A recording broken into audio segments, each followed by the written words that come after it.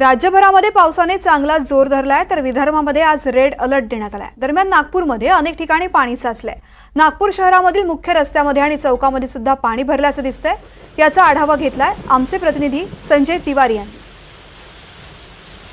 नागपूरसह पूर्व विदर्भातील कित्येक जिल्ह्यांत आजचा दिवस पावसाचा आहे। आपण आत्ता या वेळेस नागपुरातील एक महत्त्वाचा चौक म्हणजे पंचशील चौकात आहोत। धंतोलीकडून येणारा हा रस्ता आहे, पूर्णतः पाण्यात बुडालेला दिसतोय आणि इथून जी वाहनं येत आहेत ती सगळी या पाण्यातून येत आहेत। पाण्याचा हा जो प्रवाह आहे, जो भराव आहे तो काढण्यासाठी महानगरपालिकेचे कर्मचारी, सफाई कर्मचारी तिथे कामाला लागलेले आहेत।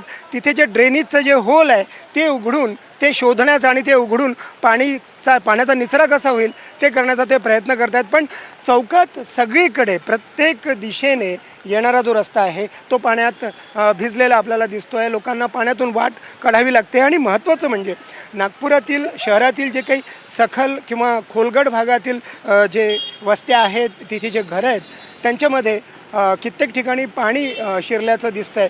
मानेवाडा भागामध्ये जी घरं आहेत, श्रीहरीनगर झालं किंवा आणखी काही आजूबाजूच्या वस्त्या झाल्या, तिथे पाणी घरात शिरलेलं आहे कारण रस्त्यांची कामं सुरू आहेत। त्यामुळे घरात पाणी शिरून घरातलं फर्निचर आणि इतर वस्तू पाण्यात बुडल्याचं चित्र आहे। लोक कशी तरी करून आपल्या सामानाचा बचाव करण्याचा प्रयत्न करत आहेत। आज जिल्ह्यात पावसामुळे शाळांना बंद ठेवण्याचा आदेश देण्यात आलेला आहे। पूर्व विदर्भात एकूण स्थिती आहे।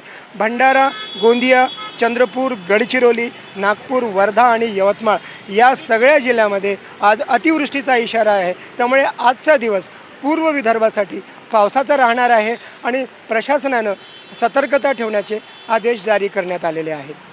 व्हिडिओ जर्नलिस्ट विनय शुक्लासोबत संजय तिवारी, NDTV मराठी, नागपूर।